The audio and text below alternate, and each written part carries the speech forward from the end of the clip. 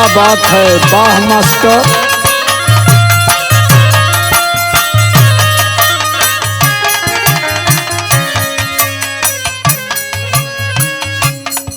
देख रहे हैं कुछ दिनों से तुम कुछ सवाल लेके परेशान हो। परेशानी की मत कहा, इतना परेशान रह। न कुछ बता रही हो न कुछ सुना रही हो, क्यों घूट घूट करके जी रही हो? का करी, झंखत ही दिमाग में यह कुल चलता। का चलत हो कि हमारा आई बहुजन समाज कैसे ब्रह्मजाल में फंस गई। बहुजन समाज अपने चाल से ब्रह्मजाल में फंस गई। अपने चाल से? हाँ, बहुजन समाज के समझावल जात हो, बतावल जात हो। संत गुरु रैदास बताए, संत कबीर बताए, बाबा साहब अम्बेडकर बताए, लेकिन ये गुंजरों की तरह भाग भाग के उसी पत्थर की मूर्तियों में अपनी मुक्ति खोज रहे हैं। अच्छा हाँ सुनी हमार बात। हाँ सुनावा। कैसे ब्रह्मा जालिया में फंसा मूल निवसिया बतावा बालमू।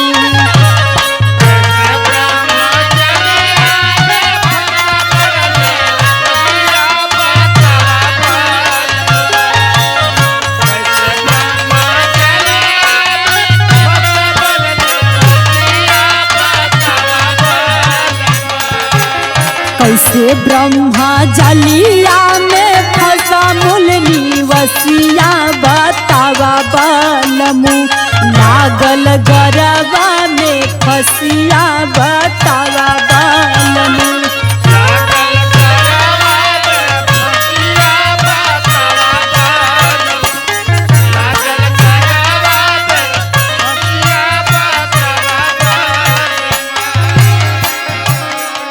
ये मूल निवासी समाज ब्रह्मजाल में कैसे फंसा?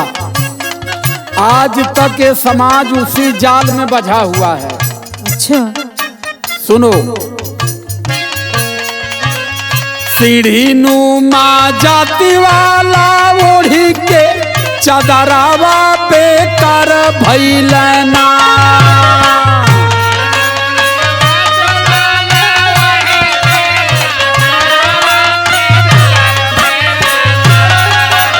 सीढ़ी नुमा जाति वाला ओढ़ी के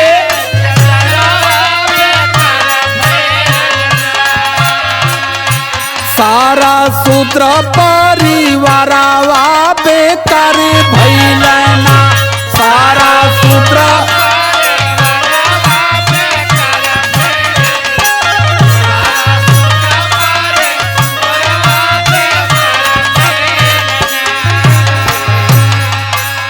समझ में आया? ये समाज को सीढ़ी की तरह, जैसे एक डंडा, दुई डंडा, तीन डंडा, जी, चार डंडा, पांच डंडा, छह डंडा, इसी तरीके से अहीर, चमार, कहार, कुहार, माझी, मल्ला, डोम धरिकार बनाए। जी अहीर कुर्मी के माने के तैयार ना हुआ। जी कुर्मी चौहान के माने के तैयार ना हुए। चौहान भर के माने के ना तैयार हुए। भर धोबी के माने के तैयार ना हो, और धोबी खट्टी के माने के तैयार ना हो। लेकिन हम सभी लोग मानव हैं। इन्होंने मानवता की दृष्टिकोण से हम लोगों को ऊंची नीची जातियों में बांटा, और आज तक हमारा समाज बेचारा यही ऊंची नीची जातियां लेकर के ढो रहा है। यही है ब्राह्मण जाल। समझ में बैठा कुछ? जी जी थोड़ा मोड़ा ठीक बा। जतिया बनावल गईली कवने करनवा।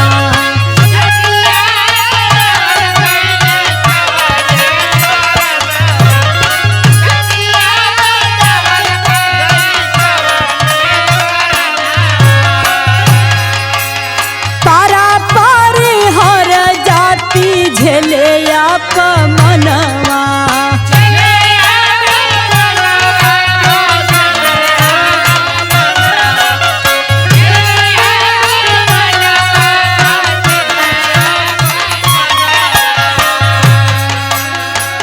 पिछड़ा दलित केहू बनाया दिवसिया बतावा बलमू।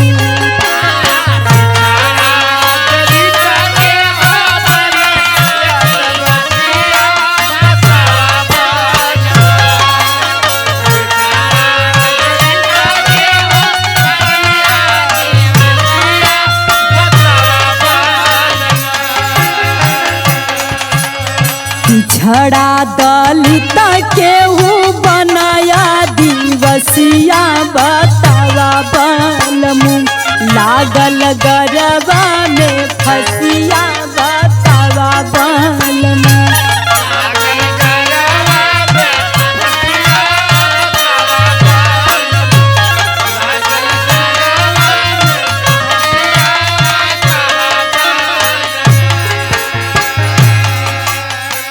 इसी जात के कारण 5000 सालों से ब्राह्मणों ने भारत पर राज कर रहे और हम लोगों को अधिकार विहीन रखे हैं। सुनो। हाँ सुनाई।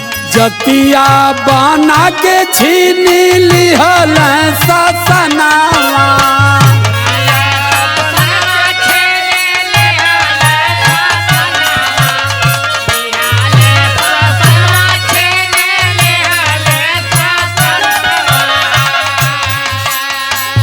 दावा में डाली कर सब कर अपमानवा।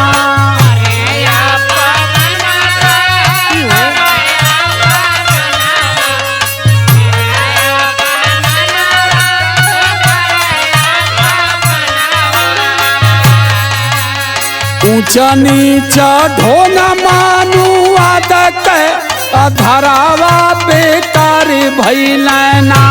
सारा सूत्र परिवारावा बेकार भैलना। सारा सूत्र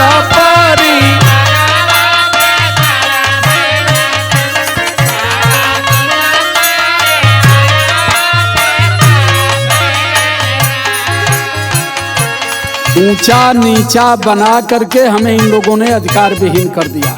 जी हाँ। और हाँ सुनी और का कहती। काहे ना टूटत बाटे जाति के बंधनवा।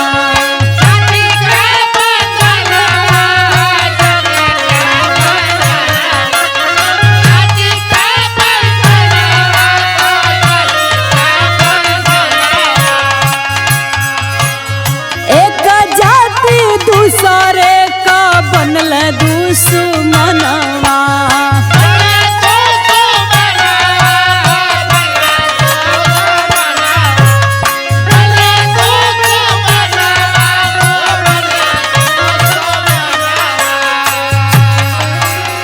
एक नाही होत बाटे आज भी पचसिया बतावा बलमू। लागल गरबा में फसिया बतावा बलमू।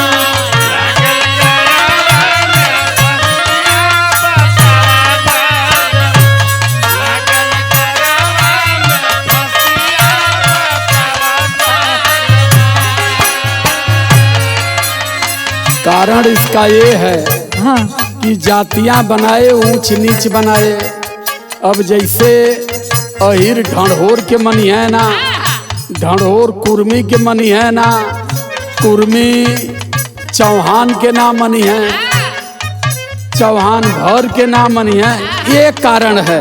अच्छा। ये ब्रह्मजाल इतना तगड़ा बीने हैं कि ये समाज बेचारा समझ नहीं पा रहा है।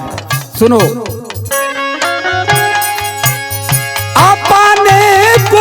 चाहरा जाति से बतावेला।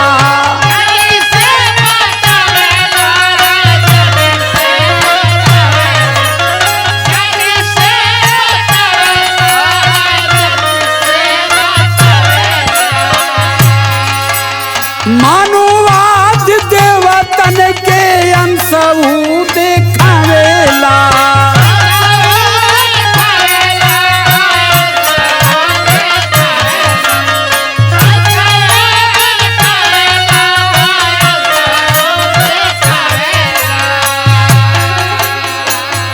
पढ़ेला वेद पढ़ेला पुराण वेद पोथी पतरावा बेकार भैलाना ओ बेकार भैलाना सारा सूत्र परिवारावा बेकार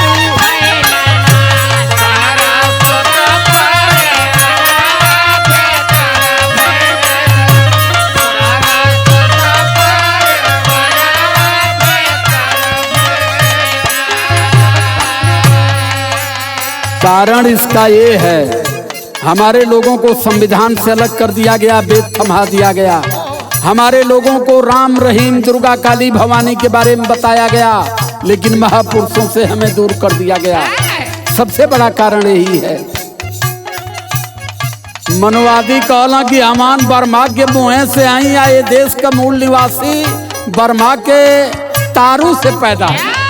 अच्छा हाँ, समझ में आयल? हाँ समझ में तो आपको बतिया आवता।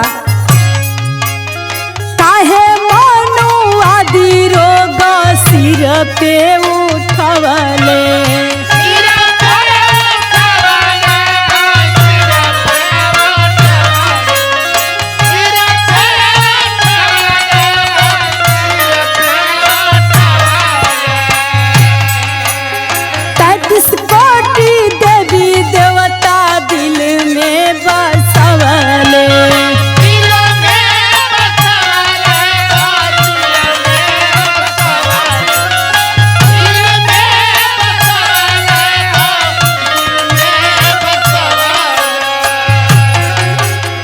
गफलत में जिया तारे ओढ़ी के उदसिया बतावा बलमू। गफलत में जिया तारे ओढ़ी के उदसिया बतावा बलमू। लागल गरबा में फसिया बतावा बलमू।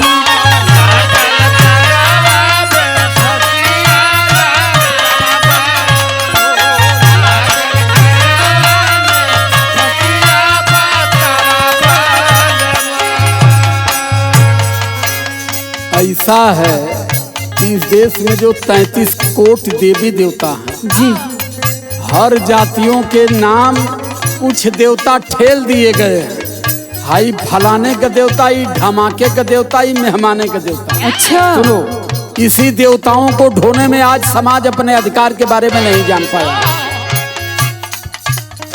एक एक देवता हारा जात में धरवाले।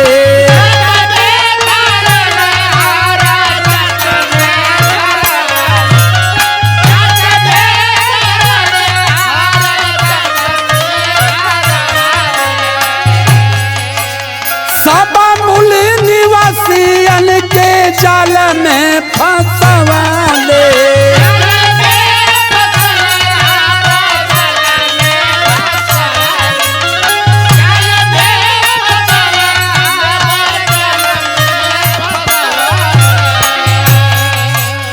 ऊंचा नीच का भूत चढ़ा के सबके कपरावा बेकार कैलना हो बेकार कैलना सारा सूत्र परिवारावा बेकार कैलना सारा सूत्र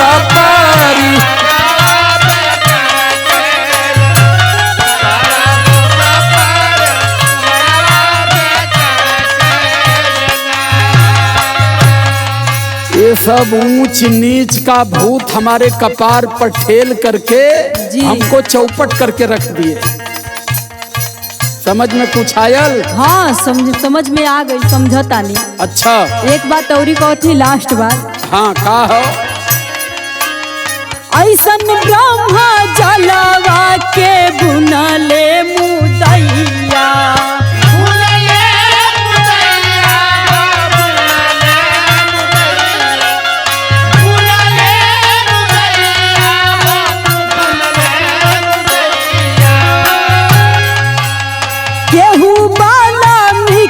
पूजे केहू तो कन्हैया।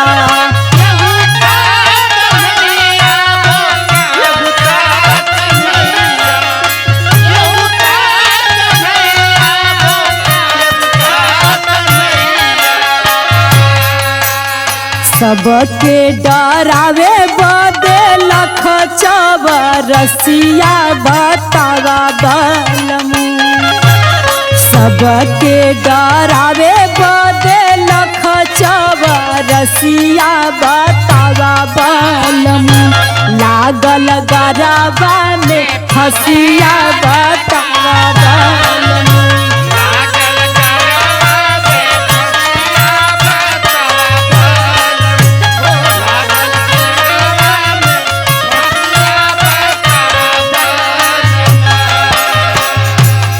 आखिरी सवाल भी तुम्हारा बड़ा अच्छा है जी। यही कारण है कि ये समाज आज तक अपने अधिकार को नहीं जान पाया। ये अयोध्या काशी मथुरा दौड़त है, ये दिल्ली के तरफ इन्हन का ध्यान ना हो। जी सुनो, साहू भूले भीमा जी का भूल के संदेशवा।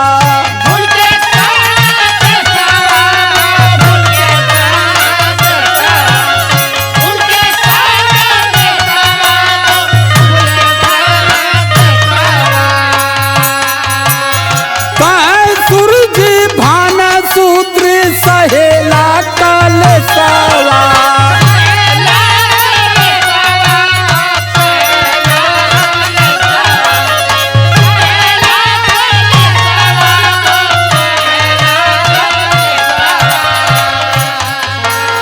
राजकुमार कंचना करा मन बिचारावा बेकार भइलना हो बेकार भइलना। सारा सूत्र परिवारावा बेकार भइलना सारा सूत्र